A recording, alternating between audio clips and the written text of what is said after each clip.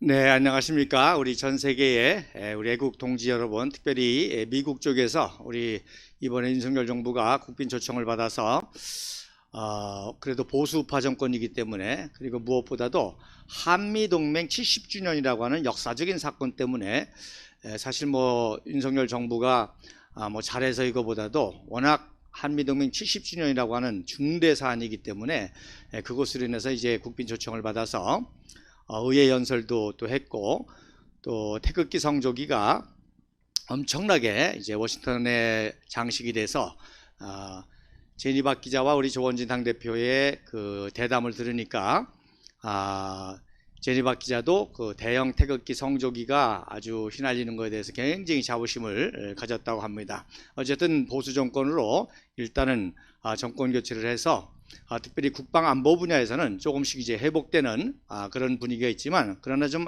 안타까운 것은 그래도 여러 가지로 좀 부족한 점이 많아서 심히 안타깝습니다. 특별히 오늘 이제 그 연설 중에 그 자유의 나침반이라고 하는 그거를 연설을 했는데, 사실 제가 공식 카페에도 썼지만 국부 이승만 박사 때는 자유의 방파제였습니다. 그러다가 박정희 대통령 각하께서는 이제 자유의 파도, 자유민주주의 풍성한 축복이 이제 북한을, 평양을 뒤덮을 것이다. 그래서 자유의 파도라는 말을 썼고요. 그 다음에 이제 박근혜 대통령께서 이제 평화와 번영의 자유의 물결 를 한반도 전체를 덮겠다고 하는 워딩이기 때문에, 그 다음에 나올 워딩은 자유의 쓰나미입니다. 그래서 이 자유민주주의의 우수성을 증명한 우리 한국이, 대한민국이 미국 한미동맹과 함께 전 세계의 자유의 선봉국가로서 쓰나미 역할을 해야 된다, 저는 의미에서 그렇게 나가야 되는데, 무슨 뭐 방향을 가리키는 나침반 정도로, 그러니까 역사를 제대로 모르니까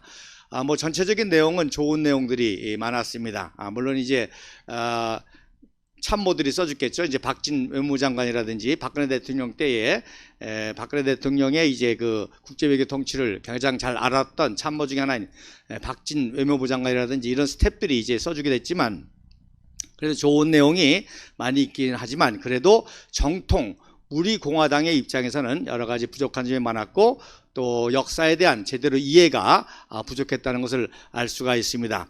저도 오늘 그 연설 전문을 영어와 한국어로 봤는데, 또 새로운 걸 발견한 거는 VOA, 보이스 오브 아메리카, 워싱턴에 있는 우리 제니 박 기자는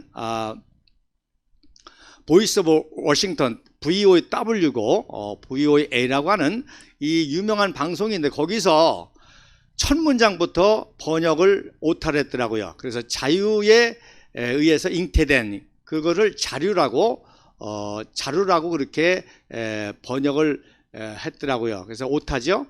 그런데 또 재미난 거는 조선일보가 그걸 그대로 인용해 가지고 또 기사를 올렸더라고요.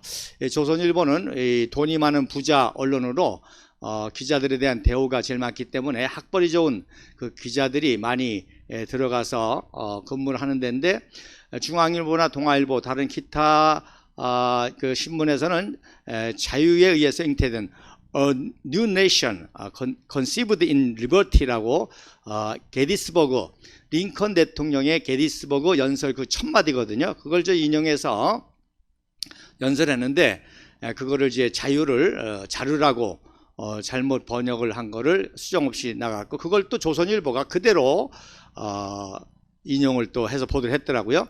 다른 언론사들은 이제 나름대로 번역을 해서 했던 것 같습니다. 그래서 이렇게 참 최고의 언론사들도 이런 실수를 합니다. 하물며 역사는 말할 것도 없죠. 역사는 과거에 대한 거기 때문에 알게 모르게 오타와 실수가 많이 있을 수 있습니다. 박정희 대통령도 일기에 단기를 잘못 표시한 기록을 제가 발견해서 또 알려드렸습니다만은, 이 본인이 기록을 해도, 저 역시도 마찬가지지만 본인이 기록해도 날짜와 내용과 사건과 인물에 대해서 잘못 기록할 수가 있는데, 하물며 실수가 많이 있죠. 그렇기 때문에 역사는 계속 바로잡아야 되는 것입니다. 그래서 저도 이렇게 쭉 역사 강의를 하지만 계속 바로잡습니다. 뭐 오타로 바로잡을 수 있고 또 내용 중에서도 이름이라든지 잘못 알게 된 거는 바로바로 바로잡아야 되는 것입니다. 그게 역사입니다. 그런데 종북좌파는 오류 오타 정도가 아니라 아주 의도적으로 왜곡을 하고 있죠. 의도적으로 왜곡을 해서 그걸 하나의 또 교조화해 가지고 왜곡된 역사를 교조화해서 고칠 수 없는 그러한 아주 그 교조로 백성들을, 우리 국민들을, 청년들을 세뇌시키고 있는 것이 오늘날의 현실입니다. 그래서 우리 공화당에 세 가지 중요한 천명이 있습니다. 첫째는 바로 정치개혁, 그 다음에 두 번째는 역사 바로잡기. 그래서 결국 자유통일까지 가는 이 세 가지가 연속성상에 있습니다. 오늘도 우리 조원진 당대표께서 제 방송이 끝나면 4시에 부산시당에서 간담회가 있습니다. 그래서 우리 공화당이 든든히 서기 위해서는 시도당이 든든히 서야 되고 모든 조직들이 든든히 서야 되는데, 이제 부산시당도 든든히 서서 이 정치개혁의 기본은 정당개혁입니다. 정당이 먼저 여러분 지금 보시는 것처럼 민주당도 돈봉투 정당이죠. 그 다음에 또 국민의힘당 이념과 정당과 가치가 아주 짬뽕이 된 그런 아사리판 정당. 그래서 정당이 먼저 온전한 민주정당으로 서야, 그래야 정치개혁이 가능한 것입니다. 그런 의미에서 우리 공화당이 든든히 쓰기 위해서는 이 시도당부터 든든히 서야 되는데, 이번에 부산시당이 새롭게 든든히 설 수 있는 기회가 될 수 있기를 바랍니다. 그리고 무엇보다도 이러한 모든 혼란의 근원은 역사입니다. 역사를 바로 알면 이런 혼란이 올 수도 없고 계속 놀라운 발전을 하고 있죠. 특별히 우리 대한민국의 독립과 건국과 구국과 호국과 한강의 기적의 역사는 인류 역사상 정말 유일무이한 엄청난 그런 성공의 역사요, 기적의 역사이기 때문에 이 역사를 바르게 알면 당연히 우리 민족의 미래는 밝을 수밖에 없는 거죠. 그런데 오히려 이러한 위대한 역사가 친일파 프레임, 또 군사독재 프레임, 독재라는 프레임으로 완전히 왜곡돼 가지고 지금 이런 여러 가지 문제가 있는 것입니다.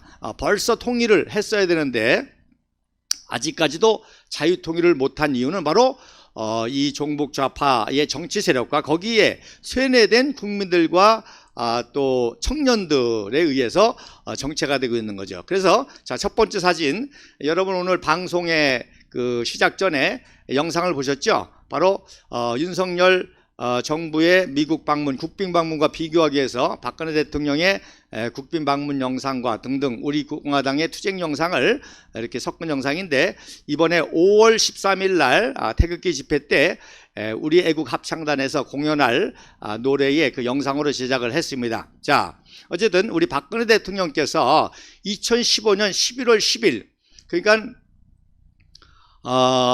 아주 하이라이트 때였습니다. 통치 하이라이트. 그때 국무회의 때 분단의 역사를 갖고 있는 바로 우리 대한민국의 역사에 있어서 지금 통일을 이루어야 된 중요한 시점에 바로 이 통일의 주역들은 청년 세대죠. 청년들이 주인공이 되고, 또 통일된 과정에도 그렇고 통일 이후에도 청년, 그런데 그 청년 세대들에게 잘못된 역사관이 가지고 있기 때문에, 즉 나라와 민족에 대한 자긍심을 가지고 또 그래서 통일로까지 가야 되는 이러한 국가의 자긍심과 민족의 자긍심, 그리고 이것이 역사관에 의해서 좌우지가 되는데, 그것이 역사의 왜곡에서 왜곡됐다는 것이에요. 그래서 그 다음에 이제 하신 발언이 바로 학생에 대한 잘못된 역사의 폐해는 결국 청년들의 영혼을 망가뜨리고 통일을 저해하고, 또 청년들이 자랑스럽게 국제사회에 나가서 이 전 세계 유일무이한 이 기적의 주인공, 이 기적의 역사를 전 세계에 나가서 당당하게 이야기하면서 전 세계와 경쟁해서 리더를 해야 될 이 청년들이 왜곡이 됐기 때문에 피해가 심각하다는 것입니다. 그래서 모든 것이 그렇지 않습니까? 미래 세대, 이 가정도 자녀를 어떻게 키우냐. 그래서 그 가문의 미래가 달려 있고, 회사도 마찬가지고, 하물며 나라도 미래 세대를 어떻게 키우느냐가 미래 역사에 중요한데, 바로 이 청년 세대들이 왜곡된 역사에서 대한민국은 태어나서는 안 되는 불꽃 나라로, 무슨 친일파의 나라로, 독재의 나라로 이렇게만 인식이 되어버렸기 때문에 심각한 문제가 아닐 수 없다는 것입니다. 그래서 그런 의미에서 이제 우리 공화당의 역사 바로잡기가 중요합니다. 자, 그럼 본격적으로 그다음 이제 사진을 통해서 한미동맹, 유일무이한 한미동맹 역사를 좀 보도록 하겠습니다. 박근혜 대통령께서 이제 역사의 중요성을 마지막으로 말씀하신 화면이 보이죠? 그래서 우리 국민들이 정말 바른 역사, 특별히 우리 청년들이 바른 역사를 가지고 나갈 때 찬란한 통일과 통일 이후에 한미동맹 강화로 세계사를 주도할 수 있는 역사가 있다는 것입니다. 자, 그럼 그 다음 사진을 통해서 본격적으로 이제 한미동맹 70주년의 그 가치와 의미와 역사에 대해서 같이 배워보도록 하겠습니다. 자, 여러분 보시면, 자, 한미동맹, 제가 한미동맹 지난번에도 말씀을 드렸지만, 역사상 딱 세 번밖에 없는 유일무이한 동맹입니다. 그런데 이 최강대국과 최약소국과 동맹을 맺는다는 것은 정말 참 놀라운 일인데, 아무리 약소국이 땡깡을 부린다고 해서 미국에서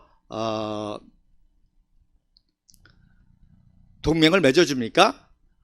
그래도 뭔가 논리적인 근거가 있고 또 미래가 있고 어떤 가능성이 있기 때문에 할 것입니다. 자, 그래서 이 한미 동맹을 맺게 된 세 가지 그 역사가 있습니다. 우선 첫 번째로 여러분 이제 화면 보시면 아시겠지만,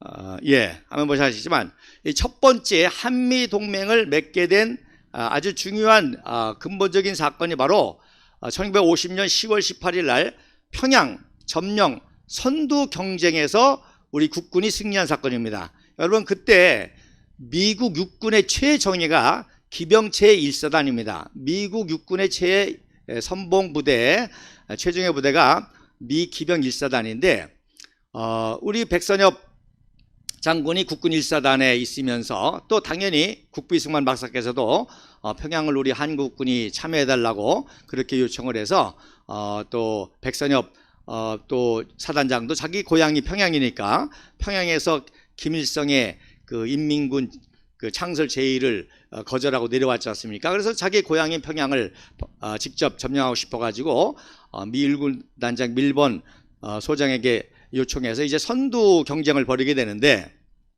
그때 기적적으로 30분 먼저 우리 국군이 이제 평양을 입성하게 됩니다. 그래서 여러분 첫 번째 사진에 보면 입성 후에 이제 기념 촬영을 한 것인데, 그 가운데 계신 분이 바로 미 기병 1사단 56세의 그 사단장, 웨스트 포인트의 아주 선두주자였던 한 사람이죠.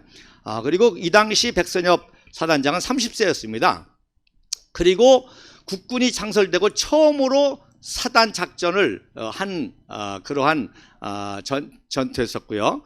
그래서 30분 먼저 선두 경쟁을 했고, 그 옆에 이제 선봉 연대장이었던 조재미 중령의 모습이 보이고요. 그리고 지금 선교리에서 그 은성무공 후장을 받는 장면인데, 이 자리가 바로 지금 주체탑, 평양에 주체탑이 있는 자리가 바로 선교 초등학교 자리고, 거기서 받았던 거죠. 자, 이 사건이 얼마나 세계를 놀라게 했는가 하니, 그 다음 사진에 보면, 자, 미국의 최정예 육군 기병 1사단과 국군 1사단이 평양 점령에 선두 경쟁을 한다고 하니까 초미의 관심 아니겠어요? 무엇보다도 이승만 박사가 초미의 관심이고, 그러다 보니까 트루먼 대통령도 관심이 있고 또 전 세계의 기자들과 또 지도자들 관심이 있었습니다. 그래서 유명한 그 미 5공군의 모스키토 부대라는 게 있습니다. 이게 저 6147 부대, 이게 이제 그 정찰 부대인데, 그 정찰기 여러분 보이시죠? 이게 그 당시 정찰기 평양을 선두 경쟁을 지지하는 그런 정쟁이, 이 정찰기가 계속 떠가지고 선두 경쟁을 그 경마 경주하듯이 중계하는 거예요. 뭐 기병 1사단이 몇 킬로 앞섰다, 국군이 몇 시간 앞섰다. 그래서 선두 경쟁을 전 세계에 그 중계를 할 정도였습니다. 그런데 한동안 미 기병 1사단이 앞선다고 하니까 국부 이승만 박사가 얼마나 몸이 달겠어요. 그래가지고 비밀리에 정일권 참모총장을 통해서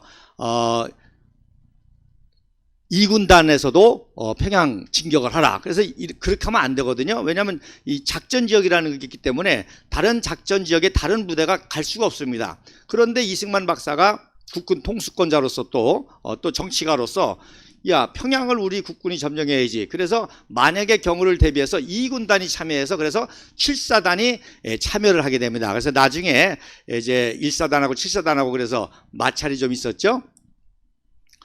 그 정도로 이제 중요한 산이었다는 것입니다. 어쨌든 이렇게까지 했는데 국군 1사단이 30분 먼저 점령했다니까 그야말로 세계가 뒤집어졌죠. 자, 그런데 그 다음 사진 보세요. 문제는 뭐냐? 곧바로 중공군이 기습개임합으로 말미암아 유엔군이 이제 145태까지 수원까지 밀리는 그러한 이제 아주 굉장한 타격을 받게 되죠. 그래서 남북 간의 전쟁이 아니라 이제 뭐야, 소련과 중공이 개입한 국제전쟁이 돼버렸단 말입니다. 그러니까 뭐 평양 탈환은 금방 잊혀져 버린 전쟁이 됐죠. 지금 뭐 중공군에게 다시 서울이 점령을 당하고 또 망명 정부를 세워야 되느냐, 한국을 포기해야 되느냐, 뭐 이런 위기가 닥쳤으니까 뭐 평양 탈환 작전 선두 사건은 이제 잊혀진 예가 됐죠. 그래서 이승만 박사가 이제 또 새로운 묘안을 내는데 1월 23일 날 중공군에 의해서 피해를 이제 유엔군이 엄청나게 받게 되니까 부산 대연동에다가 유엔군 묘지를 조성합니다. 그래서 이 유엔군 묘지를 조성하는 장면인데, 요거게 또 전사에서 워커 장군 장례식이라고도 잘못 소개되기도 한 사진이기도 합니다. 워커 장군은 12월 23일 날 전사하셨죠. 그런데 이렇게 오류가 있는 거예요. 잘 모르니까. 그래서 이거는 워커 장군의 장례식 사진이 아니라 이승만 대통령이 이제 한국 전쟁은 국제 전쟁이 됐고 또 유엔이 더 깊숙이 개입하기 때문에 어떻게 해서든지 이 국제 전쟁터가 된 대한민국의 향후 안전 보장까지를 위해서 유엔을 묶어두기 위해서 부산 대연동에다 유엔 묘지를 조성하게 되고 1955년도에 나중에 이걸 유엔에 기증하게 되죠. 그러니까 여러분, 북한의 핵 위협이라든지 뭐 공격에 대한 얘기가 많은데 정확하게 말하면 절대 공격 못합니다. 왜?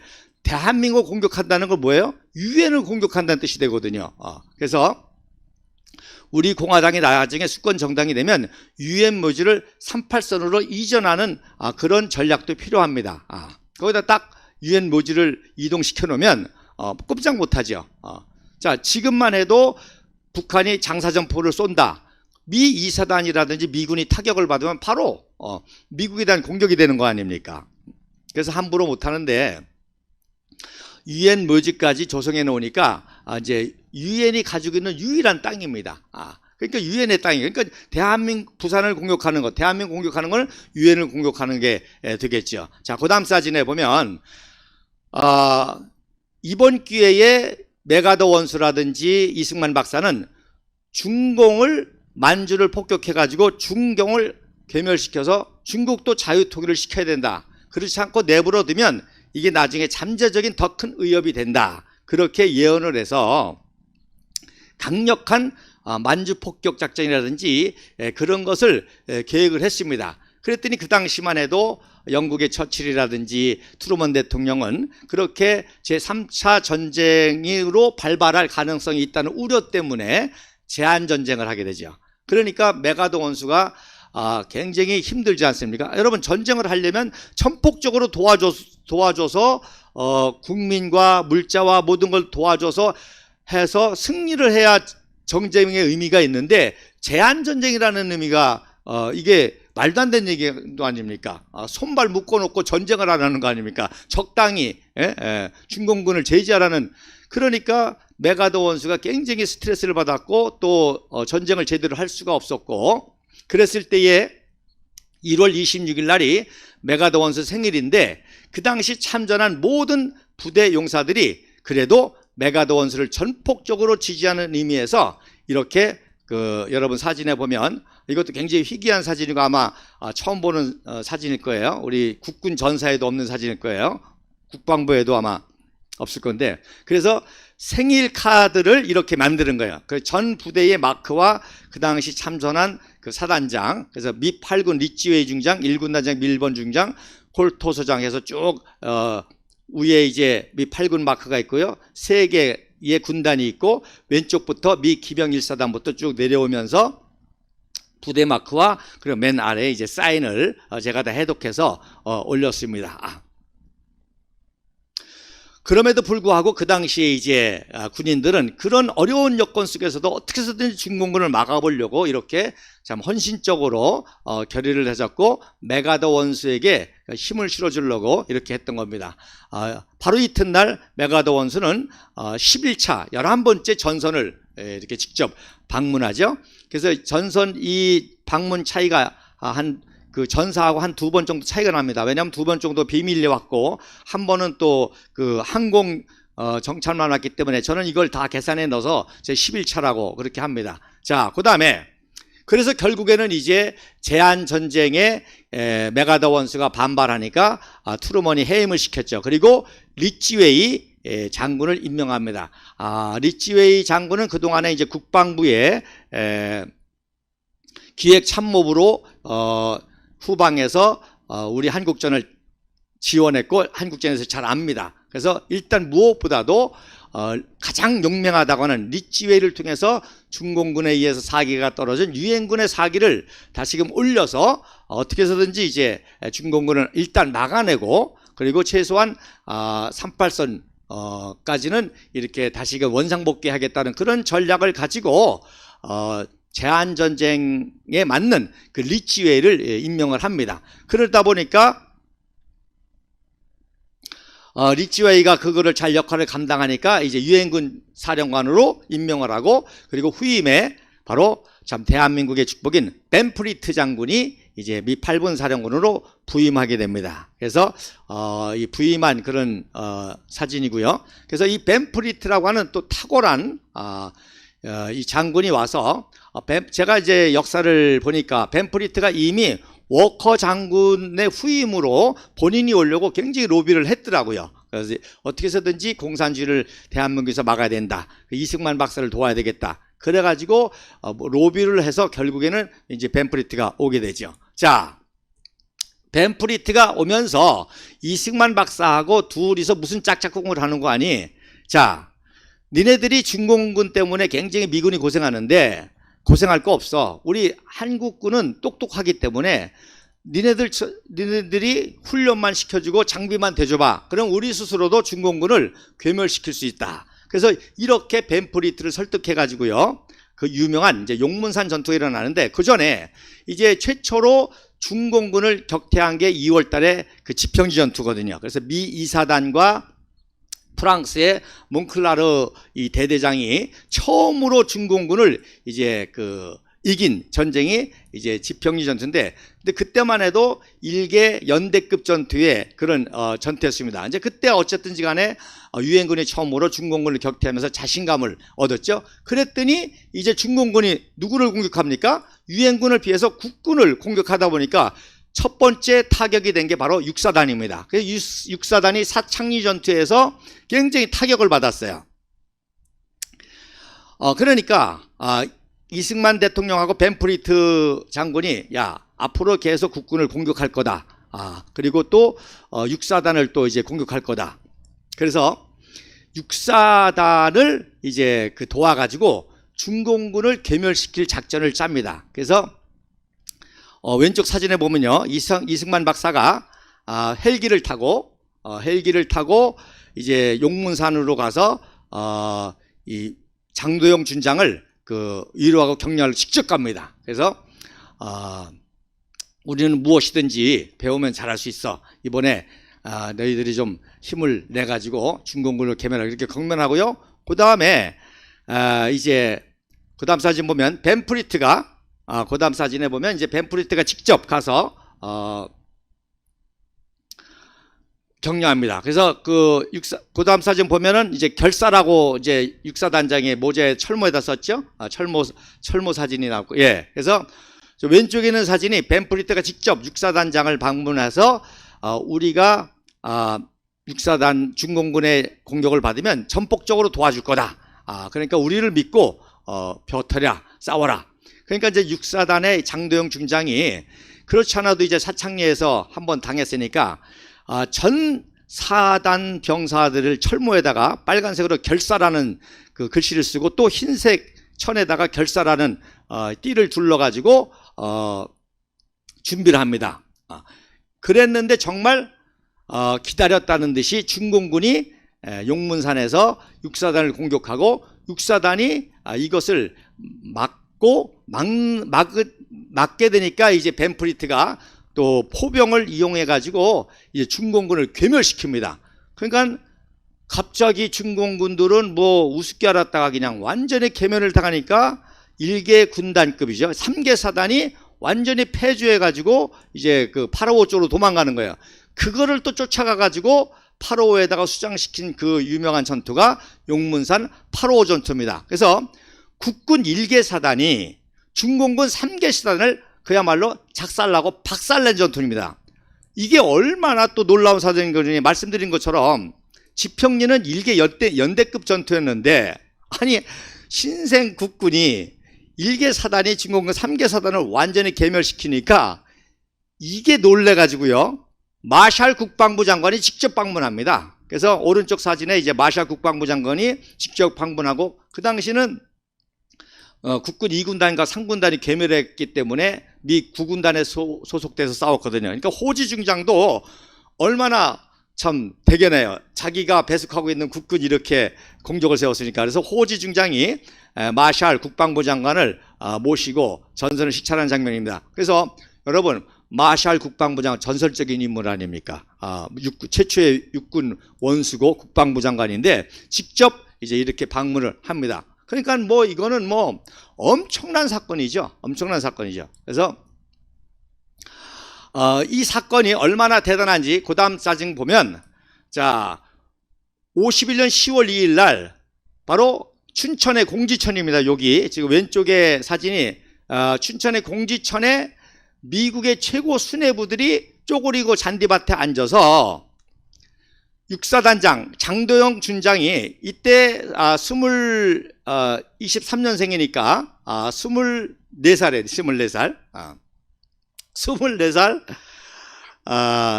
청년 장군이 앞에만 모인 별이 20개입니다. 이번에 윤석열 정부가 한국전에서 전공을 세운 그 퍼켓 대령하고 또 웰머 로이스 윌리엄스 해군 함재기 그 출신의 대령하고 그리고 베르나르도 로페즈 그 인천 상륙작전에서 제일 먼저 전사한 그 레드비치에서 전사한 미 해병대 로페즈 전사한 그분 조카를 이제 이게 그 태국무조문장을 수여하는데 별이 20개 모였다고 또 선전하더라고요. 별 20개. 근데 여기 보세요. 이승만 박사가 키운 청년장교 24세의 청년장교 앞에 별이 몇 개가 보였냐면 40개가 보였습니다. 자, 앞줄부터요. 왼쪽에 호지 중장 별 3개, 유엔군 사령관 리치웨이 별 4개, 그 옆에 오마르 브래들리 별 5개, 아이젠하워 동기죠. 그 다음 그 옆에 육군 참모총장 콜린스 별 4개, 미 8군 사령관 벤프리트 별 4개, 앞에만 모인 게 20개입니다. 그리고 그 뒤에 별 2개, 25사단장, 그 다음에 그 옆에 콜터 부군단장 별 3개, 그 다음에 2사단장 별 2개. 그래서 그 밑에 뒤에 사단장급과 참모급이 또한 앉았는데 그들까지 세면은 약 40개의 별 앞에서 야 저는 너무 감동됩니다. 이게 대한민국 청년입니다. 대한민국 청년이 이래야 돼요. 대한민국 청년이 23세 청년 이 정도입니다. 자, 그래서 그 다음 사진 보세요.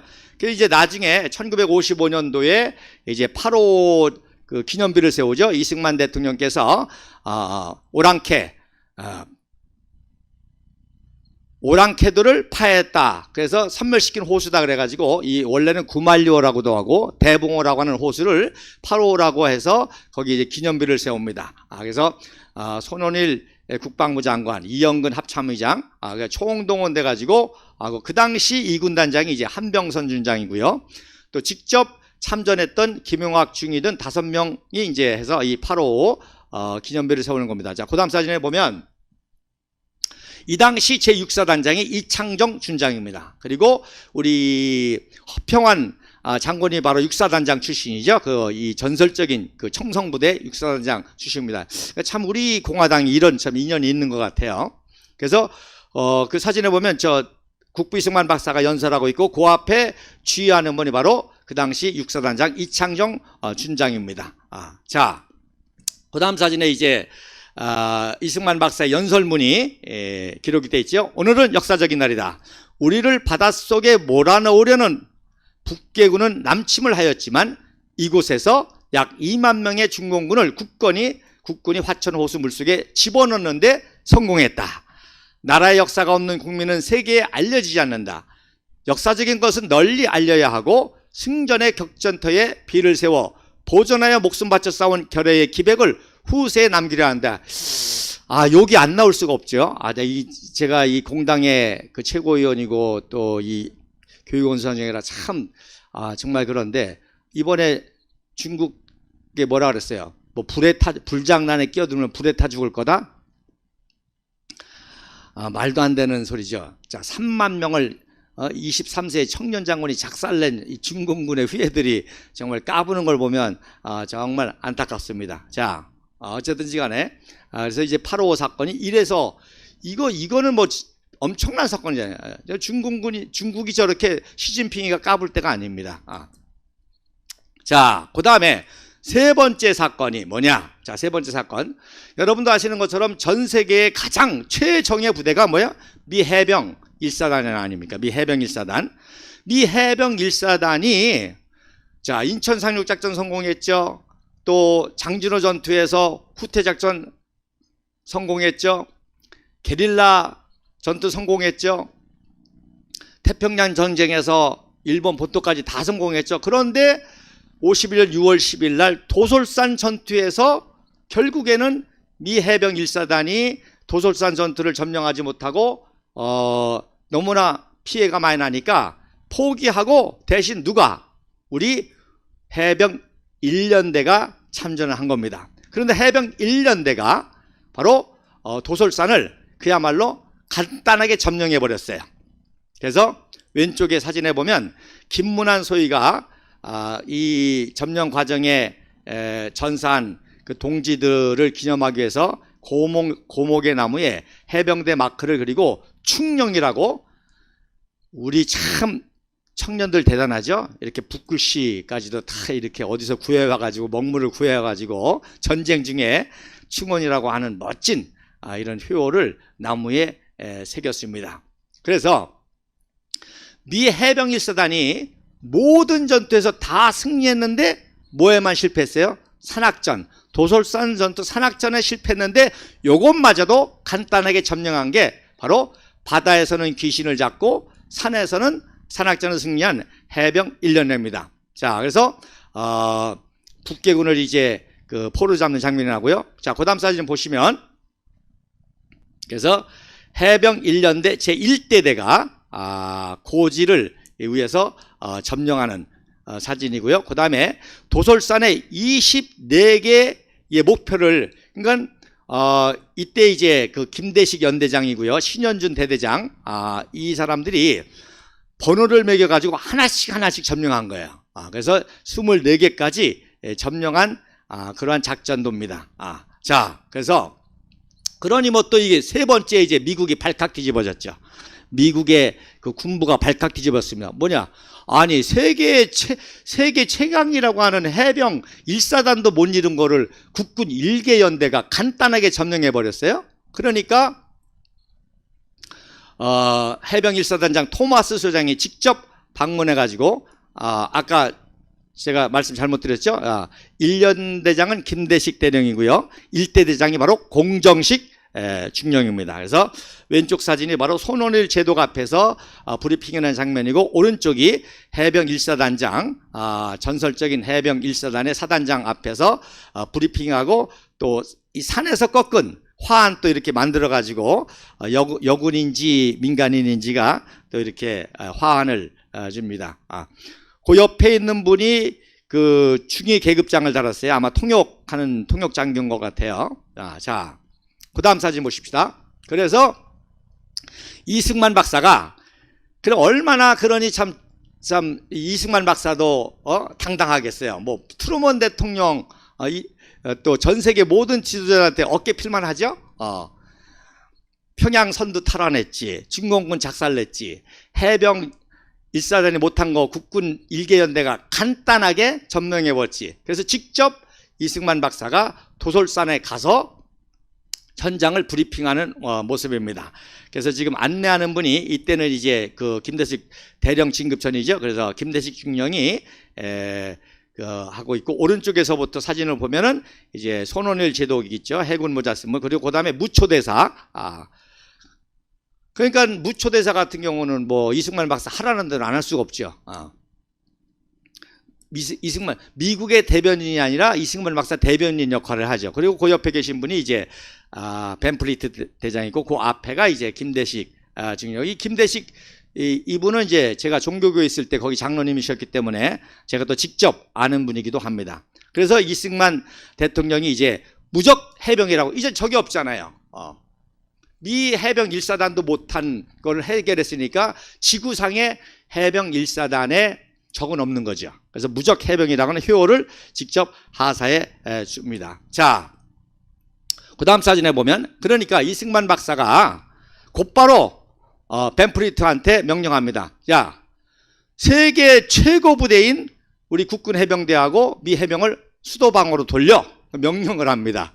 그래가지고 52년 3월 25일 날 믹스맥스터라고 하는 작전을 하는데, 그게 뭐냐? 바로 서부전선, 중부전선에 있던 이 도솔산 산악전투를 했던 이 해병대를 바로 수도 방어를 위해서 김포를 방어하기 위해서 이동하는 작전이 믹스맥스터 작전이고, 바로 벤프리트도 참 훌륭하죠. 그 이승만 박사 생일 기념으로 이거를 해줍니다. 그래서 수도를 방어하도록. 그런데다가 이제 휴전회담이 개성에서 열리니까 굉장히 가깝잖아요. 그러니까 이승만 박사가 더 이상 세 번째 서울 탈환, 서울 점령하면 안 돼. 그래서 최강 무대를 수도 방어해. 그래서 해병대를 딱 판문점 앞에다가 딱 해서 막도로 그렇게 한 것입니다. 그래서 이게 또 놀라운 신의 한 수였는데, 박정희 장군이 바로 5.16 혁명을 성공할 수 있는 결정적인 게 이 김포에 있는 해병 1사단을 동원한 겁니다. 그러니까 해병 1사단이 혁명의 선봉부대라 하니까 국민들도 전폭적으로 지지했고, 또 미국에서도 전폭적으로 지지를 할 수밖에 없었던 거예요. 왜? 바로 기심 잡는 해병, 미 해병의 명성까지도 꺾었던 이 해병대가 혁명에 참가했다고 하니까 이거는 반공혁명이다, 구국혁명이다, 바로 인정했던 거죠. 그래서 해병 1사단을 동원한 게 5.16 무혈혁명의 결정적인 공이었고, 그렇게 할 수 있었던 뿌리가 이렇게 있었던 것입니다. 자, 이제부터 이렇게 세 가지 그 놀라운 전사의 근거를 가지고 이승만 박사가 이제 한미동맹을 맺으려고 하는 작전을 합니다. 그러면서 벤프리트 장군에게 계속한 거는 그겁니다. 자, 이제부터 니네들 피 흘릴 필요 없어. 유엔군, 미군 피 흘릴 필요 없어. 봤잖아. 우리 국군에게 교육 훈련만 시켜주고 장비만 대줘봐. 우리가 중공군 아니라 전 세계 다 자유를 지킬 수 있어. 그래가지고 제일 첫 번째 한 게 1951년 9월 12일 날 미국 군사 유학을 보내는 겁니다. 그래서 최고의 엘리트 장교 대위급을 뽑아가지고 포병 150명, 보병 150명, 공병 등 해가지고 약 350명, 그래서 1기를 이제 보내게 됩니다. 이게 이제 어마어마한 사건이죠. 여러분, 자식 한 명 유학 보내기 얼마나 힘들어요. 그런데 360명을 1기에 보냅니다. 자, 지금부터 말하는 거는 다 우리나라 돈으로 하는 게 아니에요. 다 원조 받아가자는 하는 거죠. 그래서 이게 제1기 때 이승만 박사는 이제 전선식 찬환을 그 당시 이제 국방부 장관하고 교육총감 이영근 소장이 그 환송식을 하는 겁니다. 그리고 그 당시 생활비로 150불을 줬습니다. 그래서 오른쪽이 이제 그 문서고요. 그래서 첫 번째 이 세 가지 사건을 가지고 이승만 박사가 첫 번째 한 것이 뭐냐? 바로 미국 유학 군인을 보낸 거예요. 그래서 유학이 끝날 때까지 혁명 전까지 약 만여 명을 보내게 됩니다. 그런데 민간인 유학은 약 한 2,000명 정도밖에 안 됩니다. 이게 다 국비로 보내는 겁니다. 국비로. 놀랍죠? 자, 그 다음에 두 번째로 그 다음 날에요. 9월 13일 날 이것 때문에 이승만 박사가 이제 못 간 거예요. 자, 그 다음 날. 자, 그러니까 현리 전투에서 괴멸됐던 구사단을 3군단이 괴멸되면서 3군단 예하였던 구사단도 해체가 됐거든요. 그래서 그러니까 첫 번째 사건이 뭐냐? 구사단을 미국식 정예사단으로 재편성해서 시범훈련을 하는 게 바로 9월 13일 경기도 연천 캠프 예슬리라는 곳에서 창설식을 가면서 훈련식을 합니다. 이게 또 획기적인 사건이죠. 그러니까 동양에 최초로 미국식 사단이 세워지는 겁니다. 뭐 일본이 전쟁을 일으켰지만 일본은 구식군대잖아요. 그래서 미국식 똑같은 정예사단으로 구사단이 창설되는 사건이기 때문에 이게 얼마나 엄청난 사건이었는데 라이프지에서 특집으로 다뤘기 때문에 제가 이 사진만 약 100장을 가지고 있습니다. 자, 그런데 그때의 모토가 뭐냐? 저 철모 보시죠? 캔두. 우리도 할 수 있다는 거예요. 그래서 이승만 박사가 늘 강조한 게 미국 측에 유엔 측에 늘 강조한 게 우리 한국인은 똑똑하니까 무엇이든지 배움을 잘할 수 있어. 그러니까 우리 국방도 우리 훈련만 시켜주고 물자만 대주면 니네 피 안 흘려도 돼. 이게 계속적인 주장이었고 그 설득이 가능했던 게 벤프리트고 벤프리트는 이런 세 가지 전사의 근거를 가지고 미국 쪽을 계속 무초대사와 함께 설득을 했던 거지요. 그래서 재창설식 초대 사단장이 그 유명한 박병권 준장입니다. 박정희 박병권. 이게 쌍박으로 아주 유명한 장군이에요. 그 다음에 참모장이 저도 이거를 박정희 참모장인 줄 알았어요. 근데 나중에 이현진 대령이라는 걸 발견했고요. 그 다음에 옆에 화동이 있죠. 화동이 이승만 박사에게 이제 꽃을 주는데 제 강의를 캐나다에서 어떤 분이 듣고 이게 자기라는 거예요. 김영미라는 분이. 그래서 그분하고 직접 제가 소통을 했습니다. 그래서 이 당시 사건을 이때 한 6살쯤 됐는데 생생히 기억하고 계시더라고요. 그러니까 지금 몇 살이에요? 6살이 51년도에 6살이면 어떻게 돼요? 지금 한 80세 좀 넘었죠? 근데 이분이 이때 이제 자기가 꽃다발만 준 게 아니라 초립동 춤도 췄다는 거예요. 이승만 박사 앞에서 춤도 췄고 근데 막 춤추는데 미국이가 막 날라다니는 거예요. 그런데 놀라운 거는 거기에 대해서 눈 하나 깜짝 안 하는 거예요. 이승만 박사하고 벤프리트가 미국이가 지금 막 날라다니면서 폭탄 터칠 수도 있고 기총수 할 수도 있는데 깜짝도 안 해드는 거예요. 그래서 자기도 놀랍죠? 그 6살 얼마나 이게 정말 일생일 때 최고의 순간 아닙니까? 일국의 대통령을 만나고 벤프리트 장관을 만나고 화동으로 거기서 춤을 추고 근데 또 막 미국이가 날라다니고 죽을 뻔한 사건. 그래서 이 구사단을 이제 재창설하게 되는 겁니다. 자, 그 다음 사진. 그래서 한 장 더 보면 참 이승만 박사가 어린아이처럼 좋아하고 있죠? 봐라. 야, 훈련 시키니까 니네들 못지않게 잘하지 않느냐. 백발백중이잖아요. 포사격하는 거. 그 다음에 이제 훈시하는 겁니다. 이때 할 수 있는 말이 다른 거 아니에요. 한국인은 무엇이든지 배우면 잘할 수 있어. 나도 프린스턴에서 박사했어. 우리는 무엇이든지 세계가 최고 될 수 있다. 그리고 연설하는 거고요. 그 집차 밑에 있는 분이 바로 박병건 소장이 설머 쓰고 서 있는 모습이고, 그리고 철모의 세계적 마크가 백막 마크 이전에 구사단 마크입니다. 그러니까 이렇게 훈련받은 백마사단이 그 다음에 52년도 8월 달에 백마고지에서 중공군과 국격군을 착살내니까 바로 그 고지 이름이 백마고지가 됐고 백마부대가 된 겁니다. 자, 그 다음에 이제 세 번째 뭐예요? 자, 그러니까 웨스트포인트와 같은 육사를 창설해달라. 우리도 제대로 군인이 되려면 제일 기본인 사관학교가 제대로 되지 않느냐. 육군 사관학교를 만들어달라. 웨스트포인트와 똑같은 4년제 시스템과 프로그램으로 교재도 똑같고, 그래서 51년도 10월 31일 날 진해에서 육사 11기, 그러니까 4년제 1기죠. 육사 11기가 가입교 선서식인데, 여기에 전두환, 노태우, 김복동이 여기에 있는 겁니다. 자, 그래서 그 다음 사진 보면, 그래서 52년 1월 20일 날 진해에서 입교식을 개교식을 하는 거고요. 이때 이제 리치웨이, 그 제가 빨간 표시를 했는데 이승만 박사하고 프란체스카 영부인하고, 그리고 왼쪽에 벤프리트, 또 리치웨이, 그리고 유엔 관계자들. 그래서 여기 지금 일기생이 행진하는데, 요 행진하는 중에 한번 찾아보세요. 전두환, 노태우, 김복동 한번 찾아보세요. 이때 이제 이승만 박사가 굉장히 감격스러워합니다. 왜? 을사늑약이 뭐예요? 군대 해체는, 외교권을 박탈하고 그 다음에 군대를 해체하지 않았습니까? 그 이후로 군대가 없다가 군대가 생기긴 했지만 최초로 육사가 생기니까 이승만 박사가 내 평생에 한을 풀었다고 우십니다. 연설하시면서 내 평생 이젠 됐다.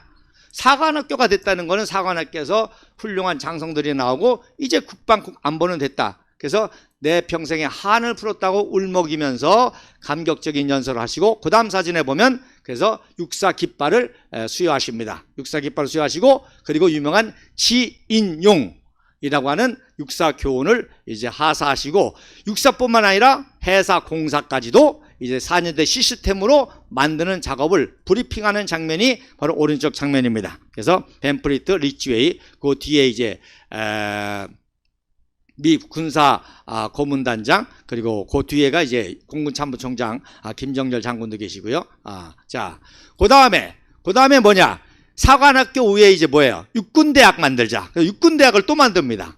그래서 12월 11일 날 달성 초등학교 교정에서 육군대학을 이렇게 처음으로 13명의 장교와 사병 42명으로 육군대학을 만들죠. 그래서 소령급 이상 고급 장교들을 이제 만들죠. 그래서 이 육군대학을 만드는 그런 장면입니다. 그래서 첫 개교식 때에 그 이영근 이종찬 참모총장을 모시는 장면이고요.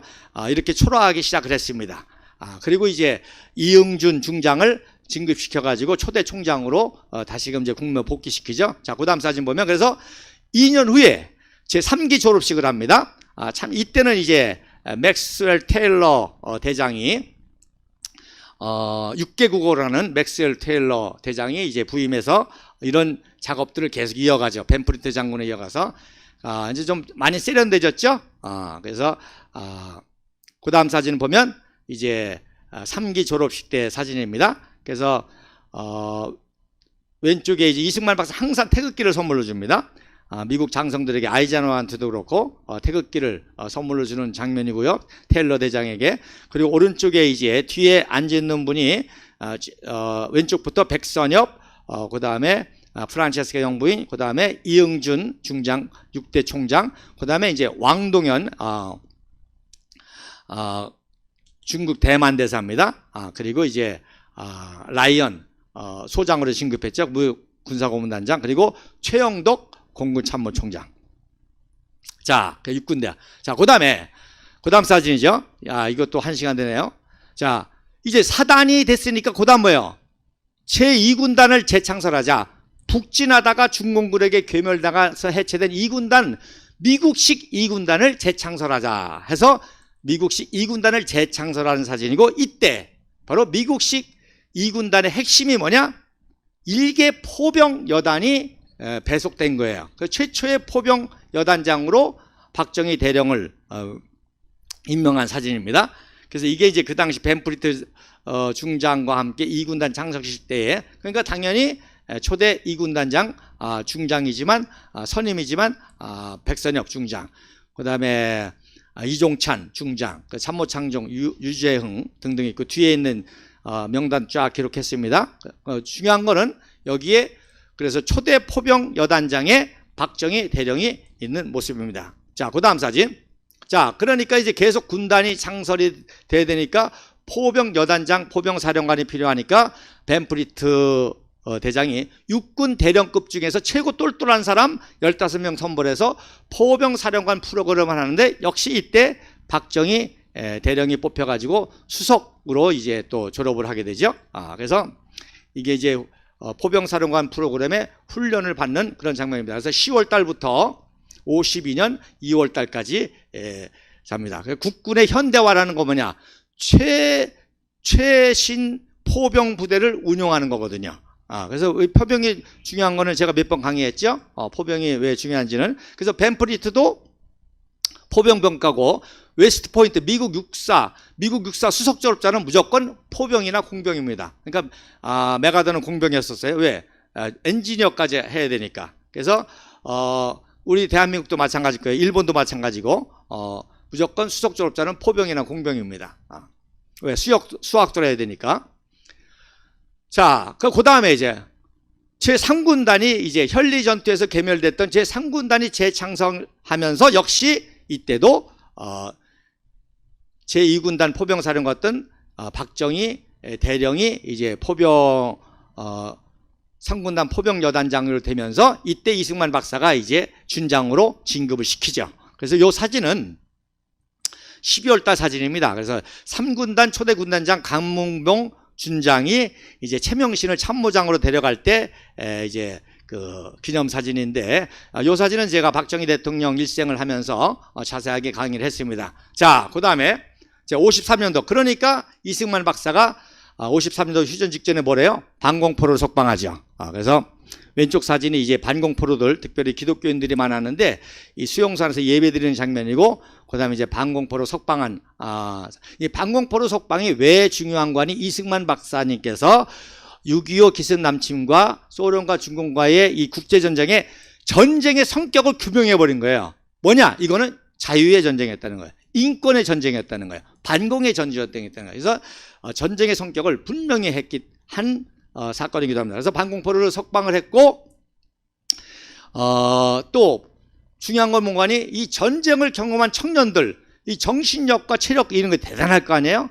얘네들을 데려와야 한강 기적을 일으킨다는 거야. 역시 그러니까 북한에서는 포로들을 안 보내주려고 했죠. 거기는 노동력도 부족하고 얘네들이 최고 똘똘한 애들 아닙니까? 거기다가 전쟁도 경험했고 전쟁에서 살아남은 애들 아닙니까? 그 최고의 엘리트 인력이란 말입니다. 그러니까 북한에서도 전후에 경제가별이 필요하니까 포로들을 안 하려고 그랬죠. 그래서 이걸 다 데려오려고 그랬죠. 근데 이승만 박사가 반공포를 석방해버린 겁니다. 그래서 결국 이렇게 압력을 넣어서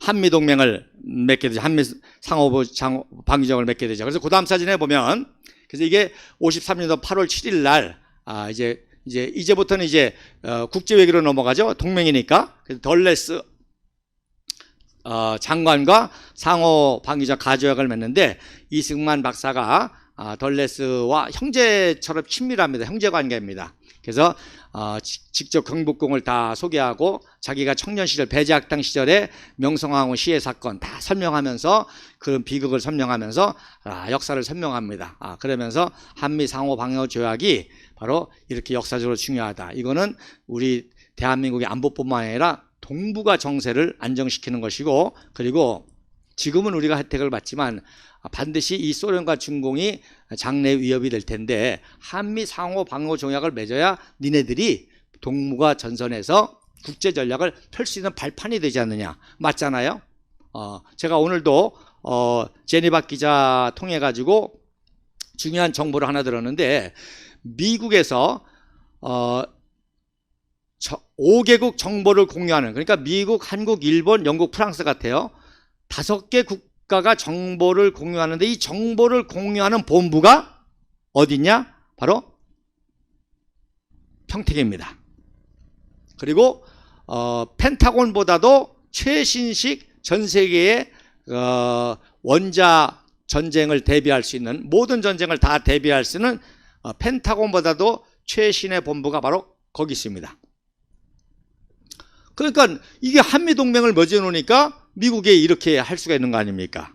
그래서 한미 방위 조약을 맺고 덜레스가 낚싯대를 선물하죠. 제가 이 낚싯대 선물은 싱클레어 소장 강의하면서 아주 자세히 했습니다. 왜 낚싯대를 선물했는지, 이게 얼마나 중요한 의미가 있는지. 그래서 이제 한미 상호보호 조약이 이렇게 맺게 되는 겁니다. 그러니까 땡깡 된다고, 땡깡 부린다고 상호 방위 조약이 맺어지는 게 아니에요. 이러한 역사적인 근거와 과거, 현재, 미래에 대한 국제 전략적인 이런 안목을 가지고 아이젠하워를 설득했고, 또 그 밑에 있는 덜레스 국무장관이라든지 또 육군 참모총장이라든지 리치웨이라든지 벤프리트라든지 이런 참모들이 이거 해야 된다고 조언을 하니까 아이젠하워가 결정을 한 거죠.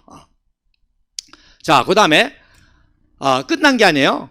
그러니까 이승만 대통령이, 야, 미국과 같은 정예사단 20개 사단만 만들어 놓으면 니네들 피 안 흘려도 돼. 그래서 20개 사단을 만드는데 이제 11월 23일 날 28사단 창설 사진입니다. 제가 왜 이거를 또, 이게 중요하기도 하고 20번째로 창설이 되니까 이제 완성이 되는 거죠. 20개 사단. 왜 중요한 거니?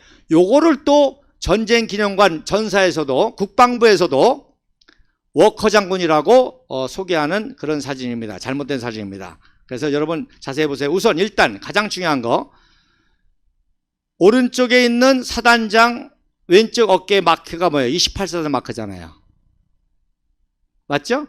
그러니까 워커 장군 아니죠. 워커 장군은 이미 1950년 12월 23일에 돌아가셨는데 28사단 마크 든 사람이 서 있다는 거. 그리고 이분은 바로 미 1군단장 클라크 중장. 말씀드린 대로 우리 한국을 위해서 많이 도와줬던 실무 장성 중에 하나인데, 그래서 그 다음에 이제 또 하나 뒤에 있는 헬기, 바로 워커 장군 때는 헬기가 사용되지 않았습니다. 부상자들만 이동하는 용으로 썼는데, 이제 해병대, 미일사들 해병대 마산 전투 때부터 이제 보급용으로 사용됐고 지휘관용으로 사용됐고 이렇게 되죠. 그러니까 워커 장군 때는 지휘관용으로 헬기가 사용되지 않았기 때문에 또 이게 하나의 증거가 됩니다. 자, 어쨌든 간에 그래서 이제 20개 사단을 완성하게 된다. 자, 그다음 사진. 끝난 게 아니죠. 자, 이제는 군단이 아니라 뭐예요? 일군. 최초의 아시아의 일군을 창설합니다. 일군 창설식 사진입니다. 그리고 그러니까 일군의 참모총장과 참모장은 그야말로 최고 엘리트 코스죠. 그래서 박정희 장군도 소장 진급하고 참모장을 하게 됩니다. 그래서 제1대 백선엽, 제2대 송효찬, 그리고 참모장은 김정권에서 김웅수에서 김영희에서 이제 박정희로 넘어가죠. 그래서 이제는 뭐예요? 일군까지 창설하게 됩니다. 자, 그 다음에 55년도에는 뭐가? 미국 알링턴과 같은 국립묘지를 만듭니다. 그래서 55년 6월 9일 날 동작동에 국군묘지를, 그 당시는 국군묘지였죠.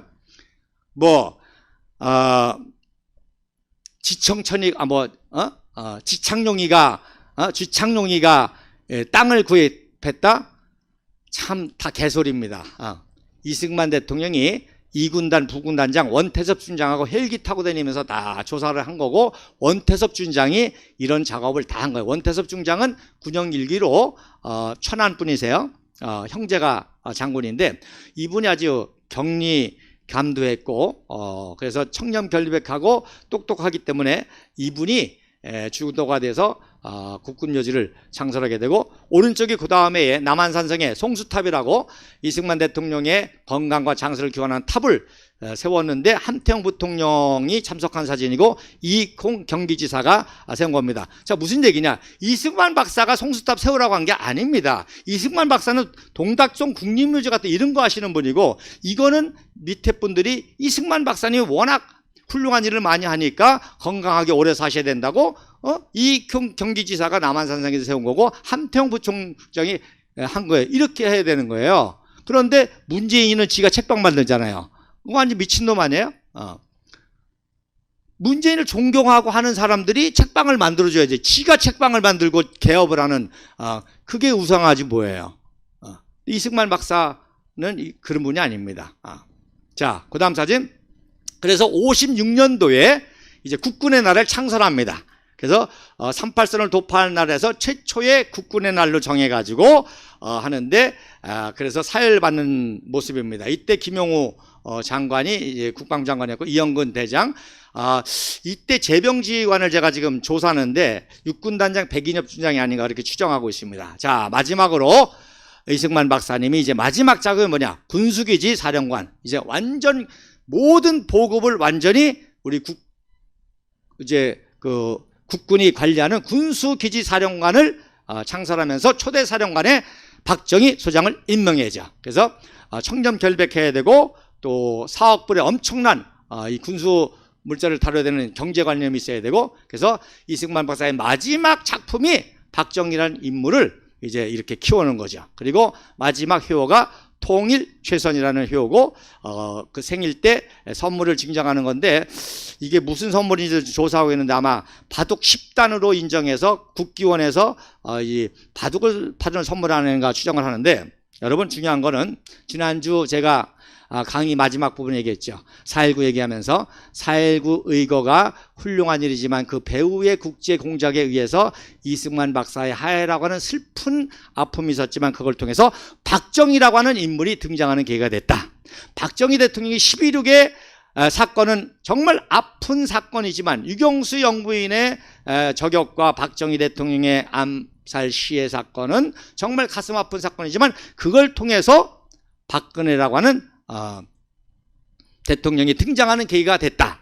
박근혜 대통령의 탄핵이 너무나 어처구니없고 가슴 아픈 일이지만 조원진과 우리 공화당이 탄생하는 역사적인 순리가 됐다. 그래서 우리 공화당의 이런 사명이 이어져 가는 것이고, 그 다음 사진을 보면 그래서 이때부터 이제 한강의 기적이 이런 근거에서 일어나게 되고, 자립경제라는 말이 이미 이승만 박사 때 나온 말이고 55년 7월 26일에 써있죠. 자립경제 확립 강조의 달. 그리고 그 자립경제를 완성한 분이 박정희 대통령이고, 자유통일을 이루어야 될 게 박근혜 대통령, 우리 공화당 조원진 대표가 되는 것입니다. 마지막 사진으로 마무리 짓겠습니다. 저에게는 세 가지 꿈이 있습니다. 하나는 바로 평양에서 태극기 집회하는 것이고, 두 번째로는 바로 유일하게 영용 퍼레이드, 뉴욕에서 티커테이프 퍼레이드를 받은 분이 이승만 대통령과 박정희 대통령입니다. 그래서 세 번째 우리 박근혜 대통령, 조원진 대표님이 티커테이프 퍼레이드를 받는 게 저의 두 번째 소망이고, 그 다음에 안타깝게도 상하 합동 연설은 박정희 대통령이 못하셨습니다. 미국 의회에서는 그래도 나름대로 군사혁명을 한 지도자라고 해서 초청이 한 거 그것이 안 이루어졌는데, 마지막 제 소원은 바로 박정희 대통령을 대신해서 조원진 대표님이 상하합동연에 연설하는 것입니다. 이 세 가지 소원, 평양의 태극기 집회, 그리고 박근혜 대통령 티커테이프 영웅 퍼레이드 세 번째, 그리고 조원진 대표님이 박정희 대통령의 정신을 계승해서 상하합동연에서 연설하는 그날을 생각하면서 오늘도 투쟁하고 열심히 나가겠습니다. 감사합니다.